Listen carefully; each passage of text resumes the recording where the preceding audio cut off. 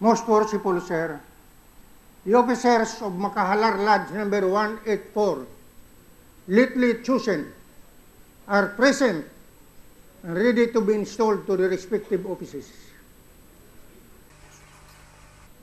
Brethren, sisters, and friends, the first lesson taught us in Freemasonry is that before entering upon any great or important undertaking, we should first invoke the blessings of God. Very worshipful brother, master of ceremonies, you will therefore cause the officers to rise, place themselves under the sign of fidelity, and lead us in prayer.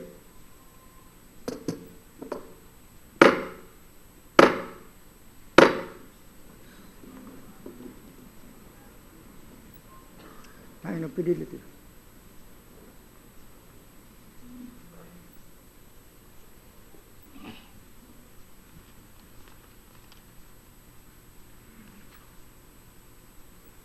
Our Father, which art in heaven, whose wisdom and goodness manifest themselves in all the works of creation, with filial love and reverence, we invoke thy blessing upon thy children here assembled, and thy grace to consecrate the labors we have made to perform.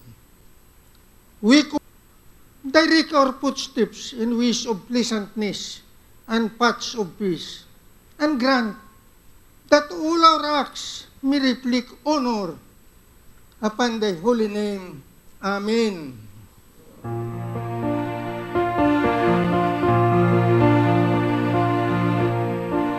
Our Father,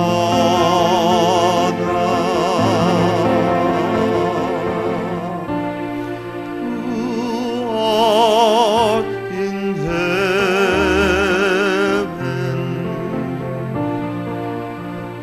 hallowed be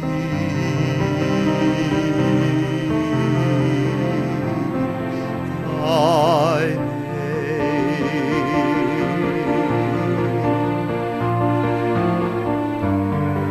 Thy kingdom come, thy will be done on earth as it is in heaven.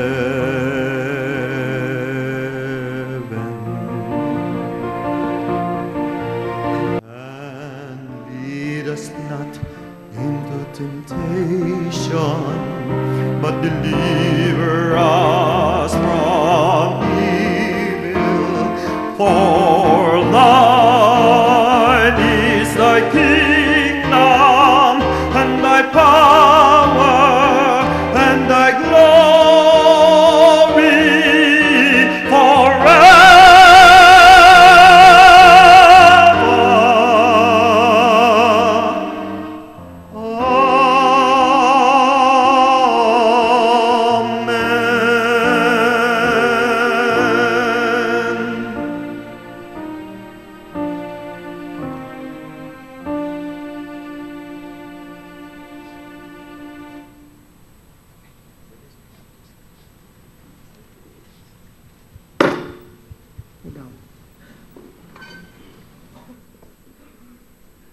Very worshipful brother, master of ceremonies, you will now present to me the brother who has been elected to discharge the important duties of master of this lodge.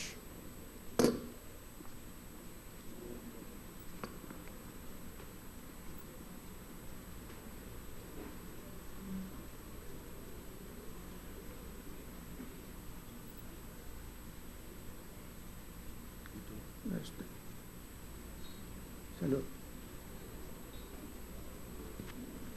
Most worshipful Sir, I have great pleasure in introducing to you Brother Robert L. Tew, who has been elected by this lodge as East Master for the ensuing Masonic year.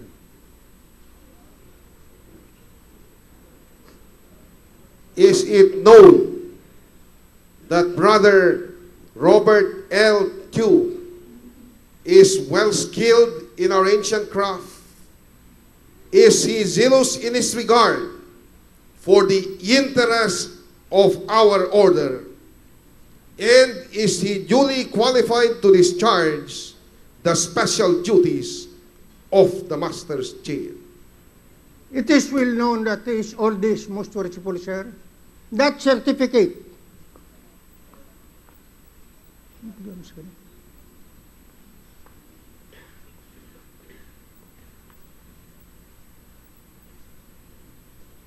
vouching for his proficiency in the ritual of our order is evidence that he is well skilled in our ancient craft. I find him to be of good morals, true and trusty, and as he is a lover of the fraternity, I doubt not that he will discharge his duties with fidelity and with honor.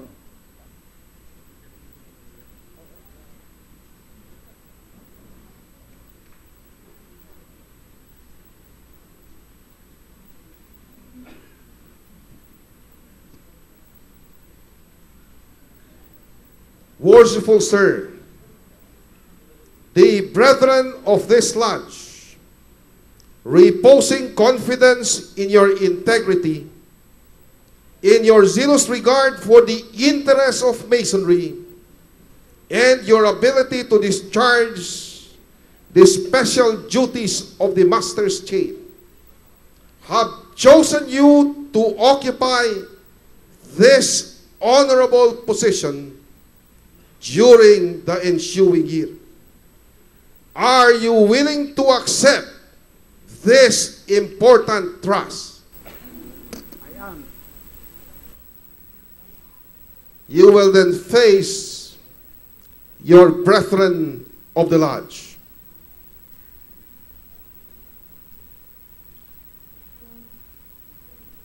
Brethren of Macajalar Lodge number 184.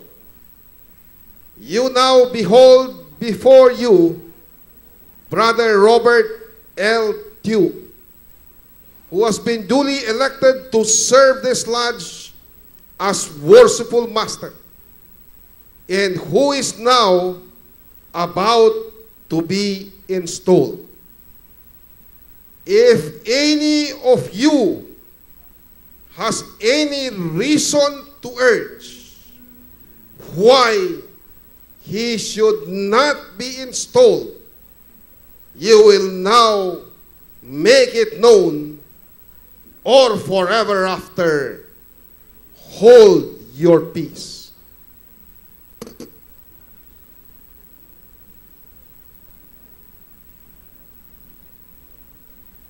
My brother, you will face the east.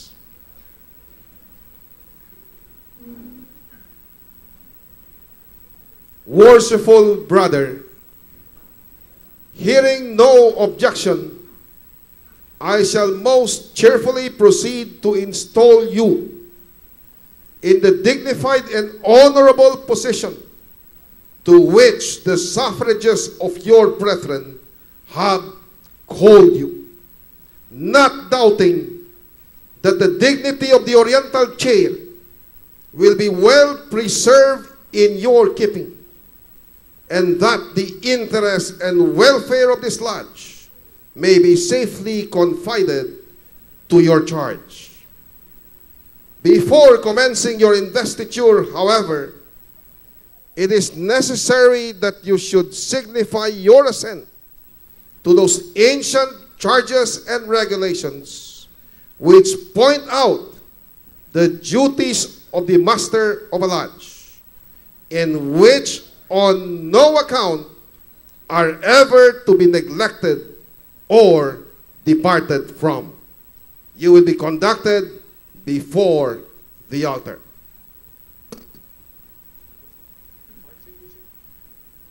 Worshipful Sir, the ancient charges and regulations are as follows. 1. You agree to be a good man and true, and strictly to obey the moral law.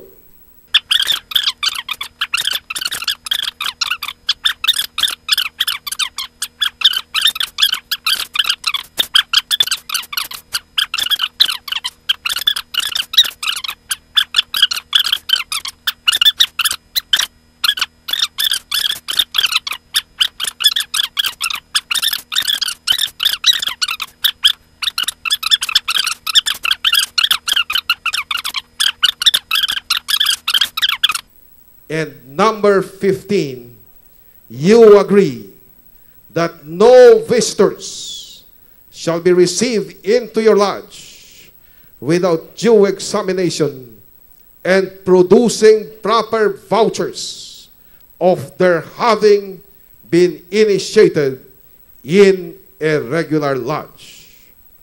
These are among the regulations of free and accepted Masons, and to this, your assent must be freely given. Do you submit to these charges and promise to support these regulations as masters have done in all ages before you? I do.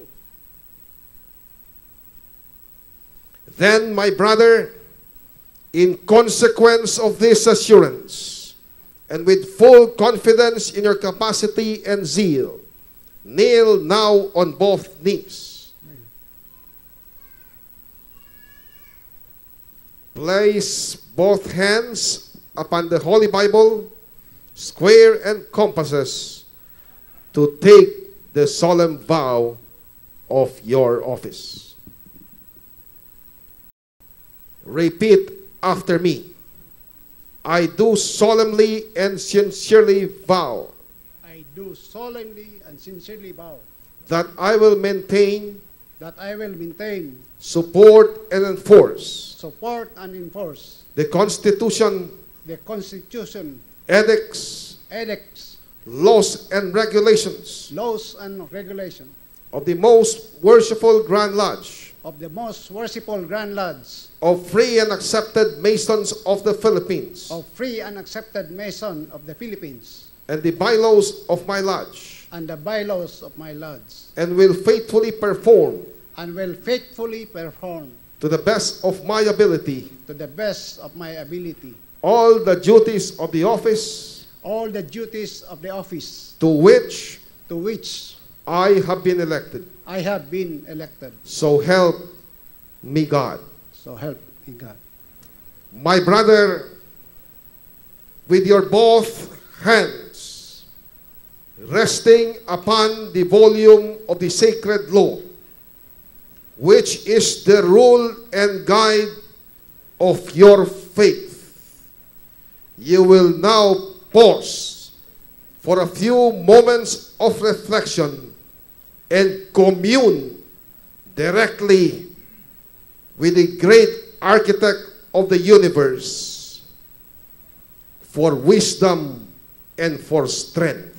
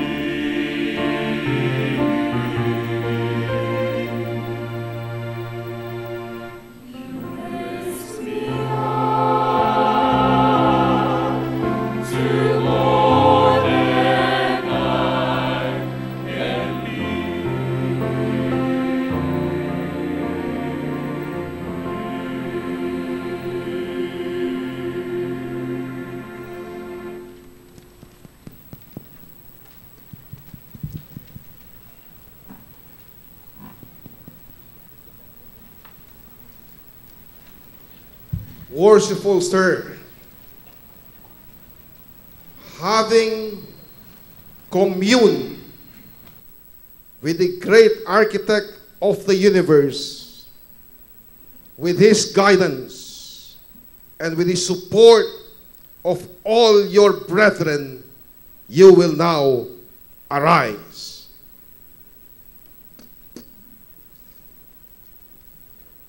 And I will now proceed to install you worshipful master of Macajalar Lodge number 184.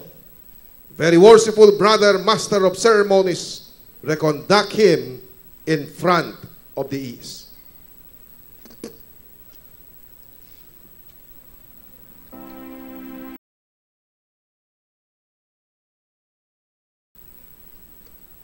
You will now be invested with the jewel of your station, the square.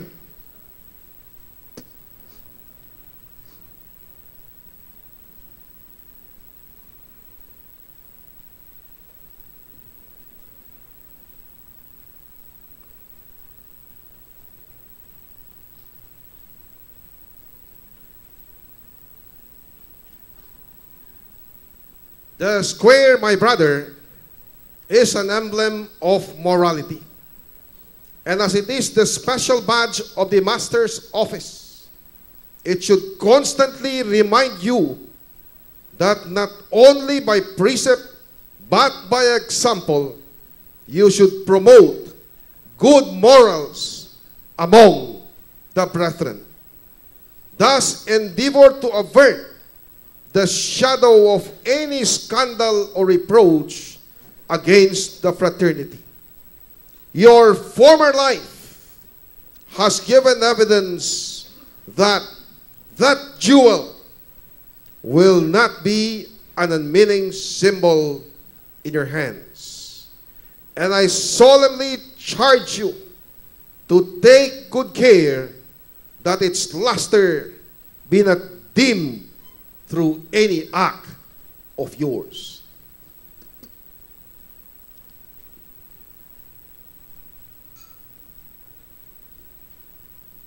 You will now be presented with the book of holy writings.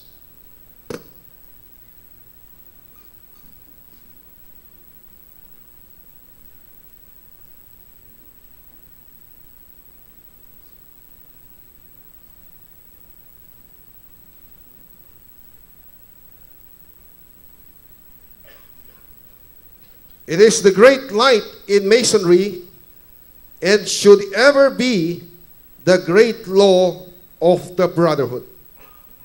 It will guide you to all truth. It will direct you to eternal happiness, and an attentive regard to the divine precepts it contains will ensure your success in the fulfillment of the duties you are now about to assume. The working tools of our craft will next be given you, that as the master workman, you may instruct the craftsmen in the various duties and virtues which they have been selected to illustrate. The square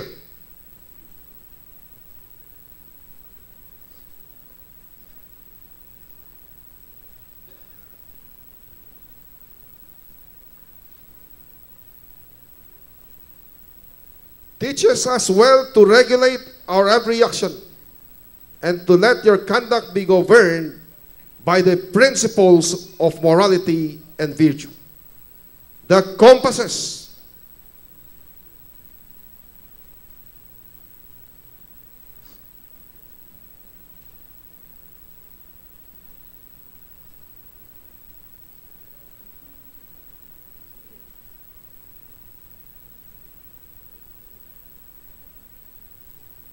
teach us to limit our desires in every station and never to suffer our passions or our prejudices to become the masters of our judgment.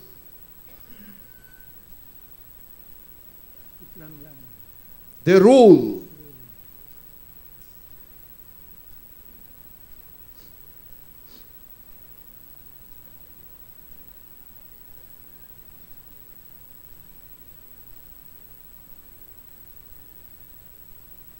directs the undeviating discharge of all our duties, that we should press forward in the straight path of right and truth, without inclining to the one hand or the other in all our doings, having eternity in view.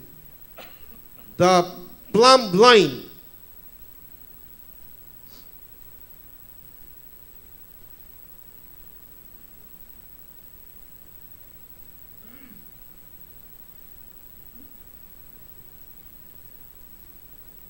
is an emblem of moral rectitude. It teaches us to avoid all dissimulations and to pursue that honest and upright course in life, which will tend to our elevation in the higher realms of immortality. There are still other important things which you will receive in charge. That book of Constitution,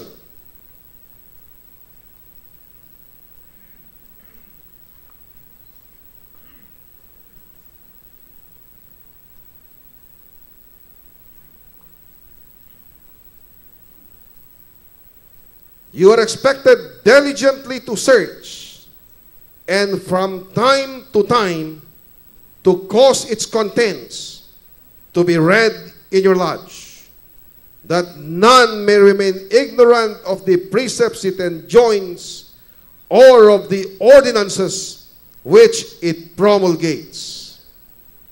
That book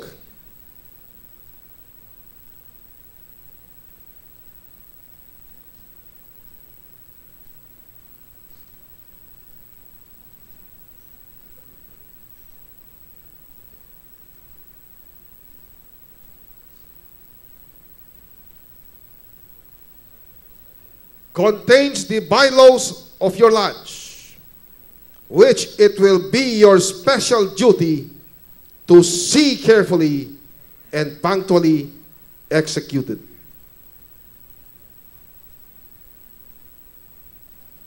And that is the charter.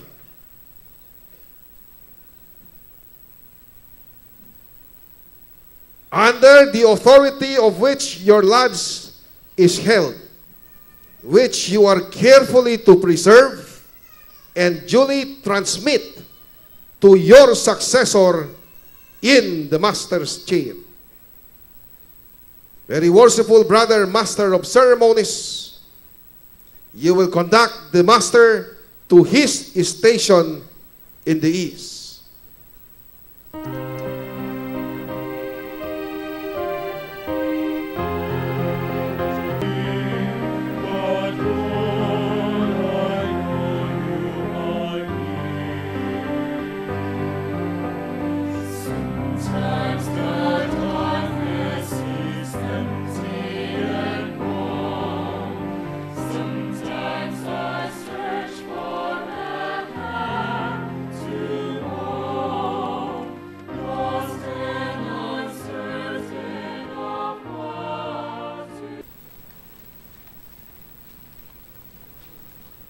Worshipful sir, with the words of comfort relayed to you just now, it gives you the confidence that with the blessing of the Almighty, together with the dedication of your members, the awesome responsibilities of the master's office entrusted to your care will be in your safe hands. You will now ascend to the oriental chair.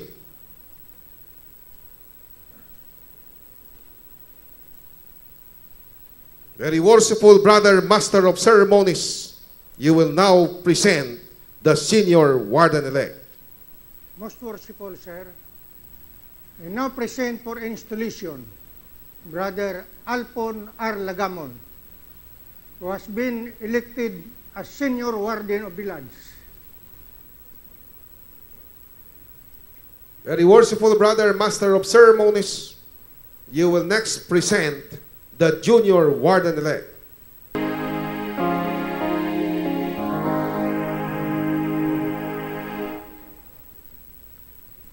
Most worshipful sir, I now present for installation Brother Ricardo Rotoras, has been elected Junior Warden of this Lodge. Very worshipful Brother Master of Ceremonies, you will next present the Treasurer-elect.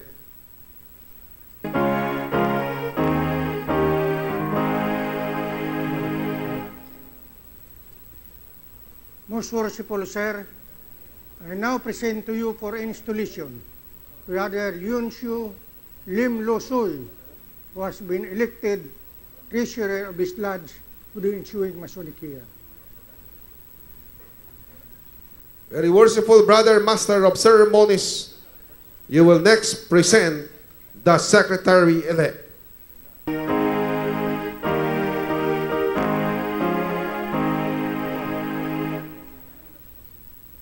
Most worshipful sir, I now present to you for installation Very worshipful Victor B. Golo, past District Deputy Grandmaster, has been elected as Secretary for this lodge for this ensuing Masonic year. Very worshipful Brother Master of Ceremonies, you will now present to me for installation the brother who has been elected Auditor of the Lodge.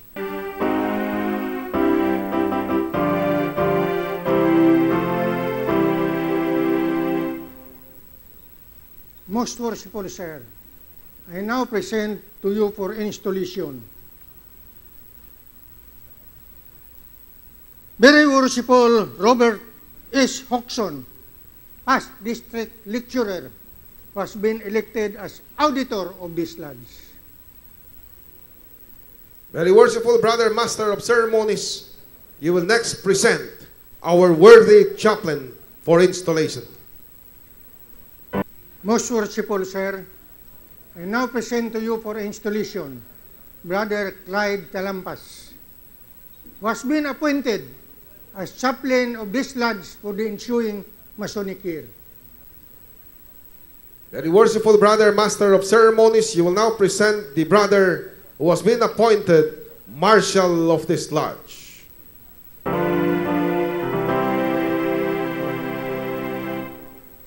Most worshipful Sir, I now present to you for installation Brother Jeremy Talampas,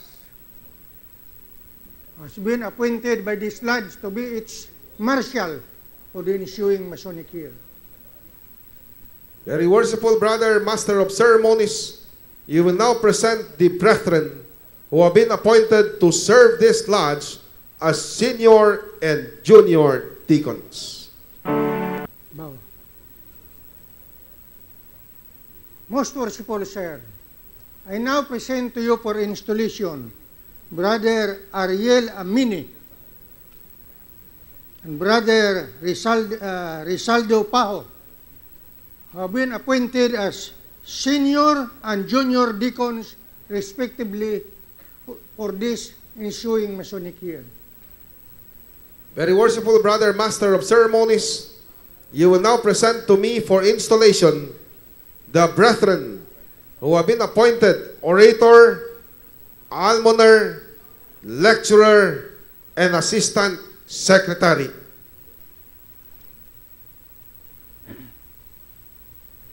Most worshipful Sir, I now present to you for installation Brother Colbert Rabaya, who has been appointed as orator, Brother Brian Lucky Noble has been appointed as almoner, Brother Alberto Nunez has been appointed as Assistant Secretary. Brother Henry, very worshipful, Henry T. Ching Chu, past District Deputy Grandmaster, has been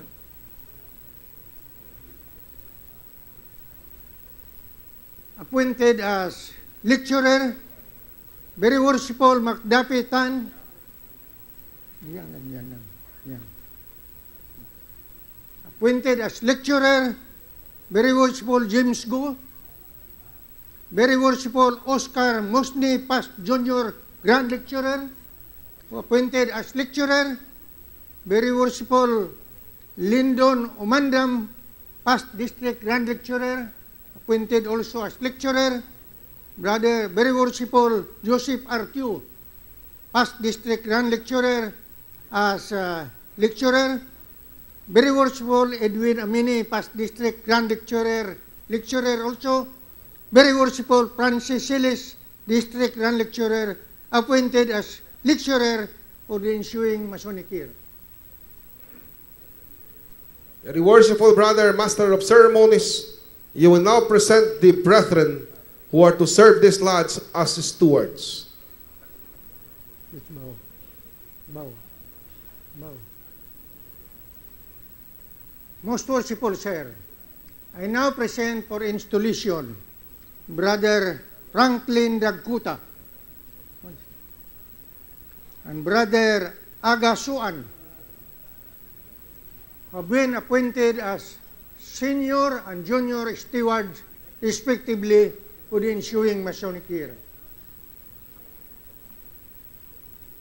Very worshipful Brother, Master of Ceremonies, you will now present the brother who has been appointed organist.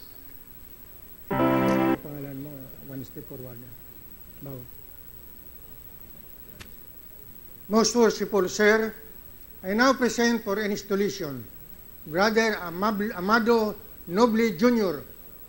has been appointed organist of this lodge for the ensuing Masonic year. Very worshipful Brother, Master of Ceremonies, you will now present the brother who has been appointed Tyler of this lodge. No.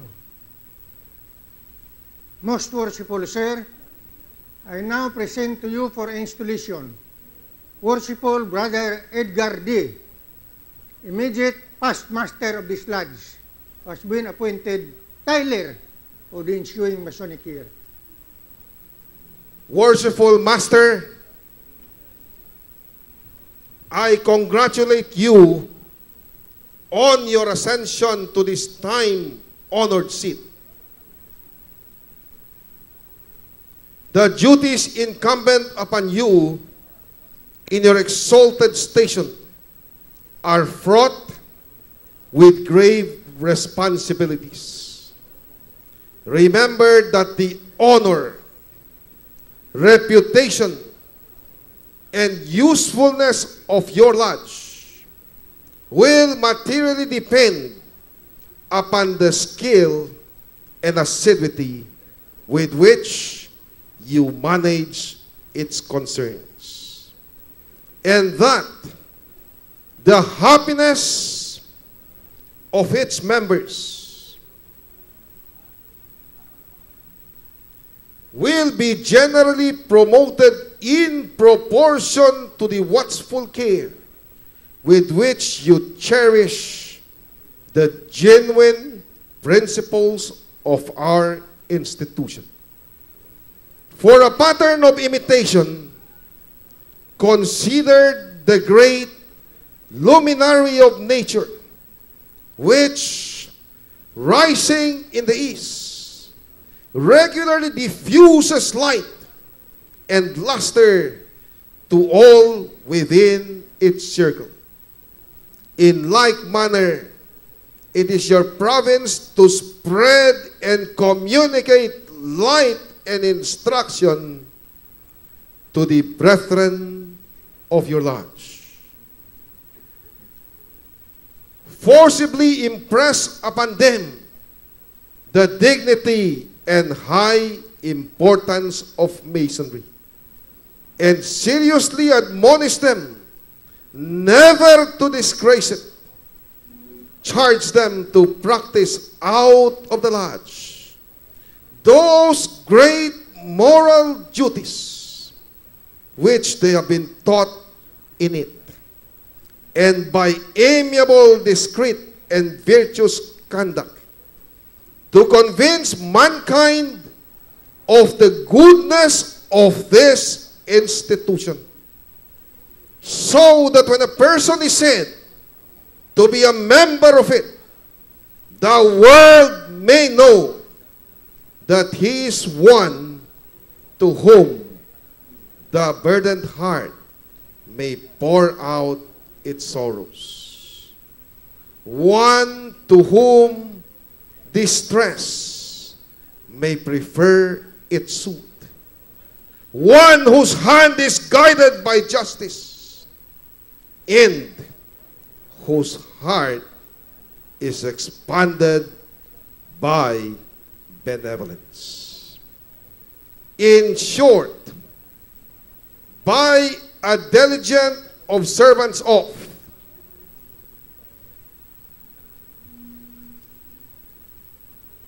the bylaws of your lodge,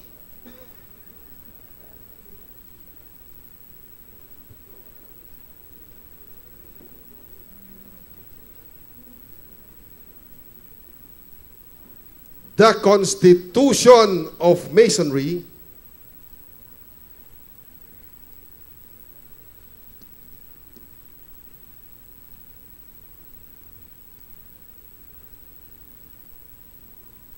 and above all, the Holy Scriptures,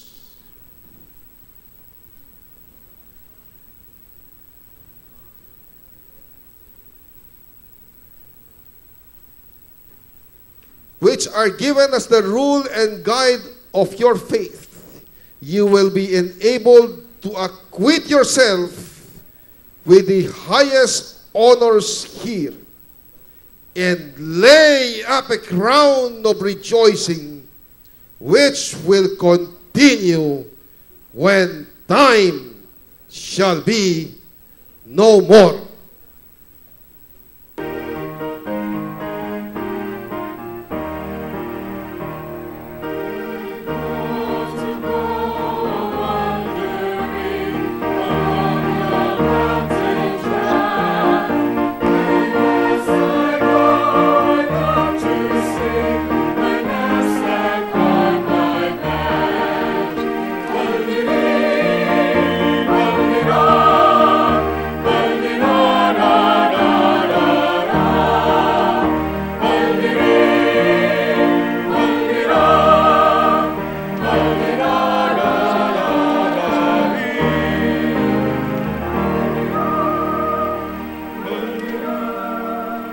Brother Senior and Junior Wardens,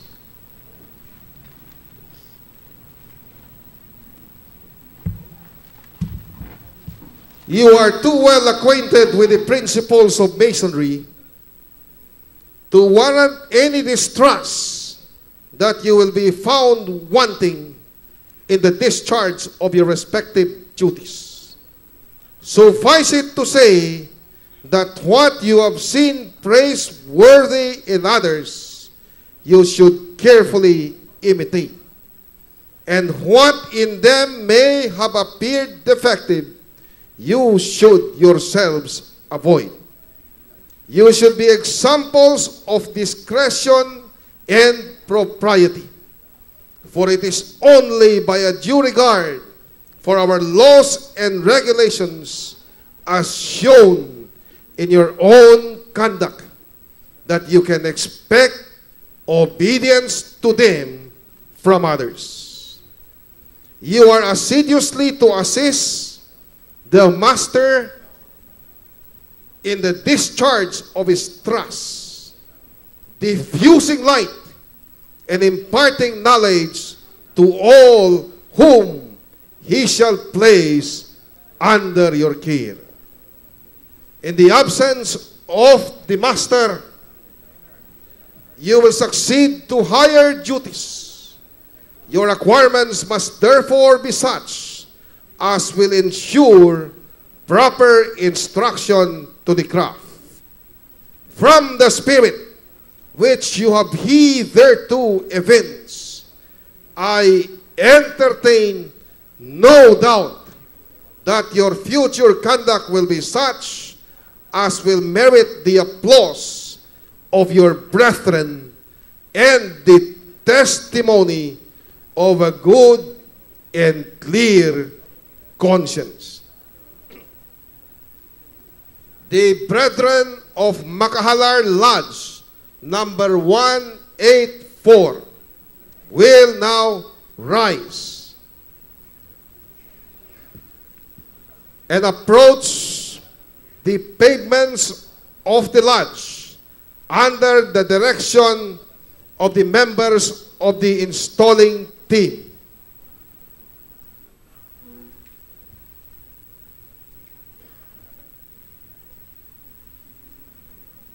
Such is the nature of our Constitution, that as some must of necessity rule and teach, so must others, of course, learn to submit and obey. Humility in both is an essential duty. The officers who have been chosen to govern your lodge Pagsalot mo ng balde. are sufficiently conversant with the rules of propriety and the laws of the institution to avoid exceeding the power with which they are entrusted. And you are of too generous disposition to envy their preferment. I therefore trust that you will have but one aim: to please one another and unite in the grand design of promoting happiness. Finally, my brethren, as this association has been formed and perfected in so much unanimity and concord, so may it long continue. May you long enjoy every satisfaction and delight which this interested friendship can afford. May kindness and brotherly affection distinguish your conduct as men and as masons. Within your peaceful walls, may your children's children celebrate with joy and gratitude the annual recurrence of this auspicious solemnity. And may the tenets of our profession be transmitted through this lodge, pure and unimpaired, from generation to generation. Photographers, focus on the worshipful master.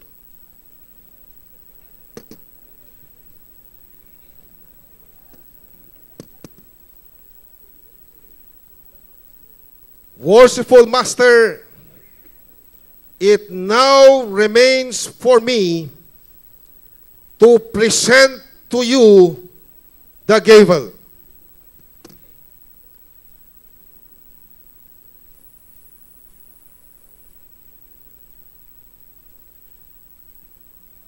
The emblem of power.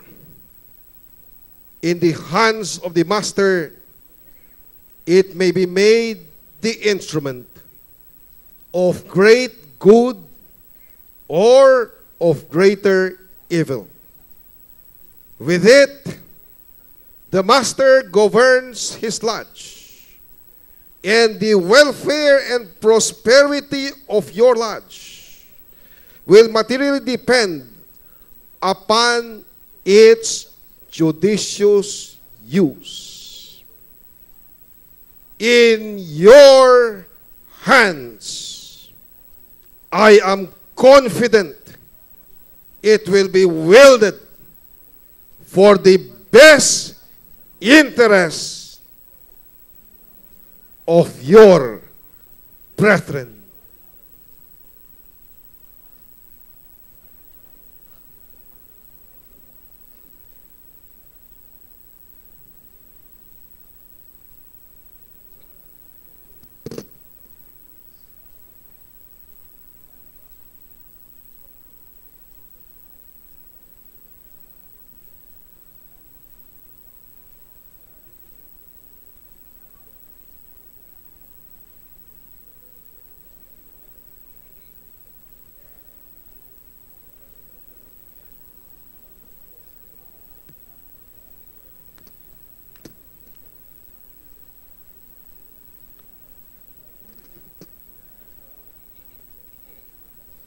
Master, behold your brethren. Brethren of Macajalar Lodge number 184, behold your worshipful master. The brethren of Macajalar Lodge number 184 will, under the direction of the very worshipful brother master of ceremonies, form in procession and salute their worshipful master in due and public form.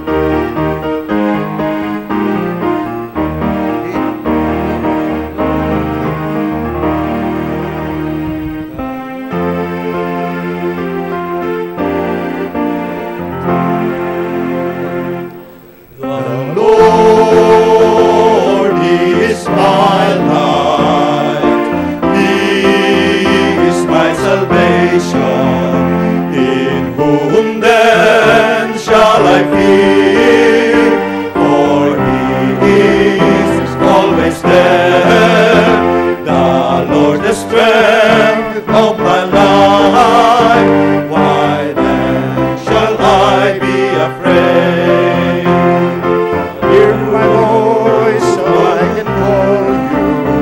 Be merciful to me and answer. For in the days of trouble, you keep me safe in your dwelling. You hide me in your shelter, and I shout with joy in your name. The Lord is my light, He is my salvation. In whom then shall I fear? For He is always there. The Lord, the strength of my life. Why then shall I be afraid? The Lord is my light, He is my salvation. In whom then shall I fear? For He is always there. The Lord, the strength of my life. Why then shall I be afraid? The Lord is my light. He is my salvation. In whom then shall I fear? For He is always there. The Lord, the strength of my life. Why then shall I be afraid? The Lord is my light. He is my salvation. In whom then shall I fear? For He is always there. The Lord, the strength of my life. Why then shall I be afraid? The Lord is my light. He is my salvation. In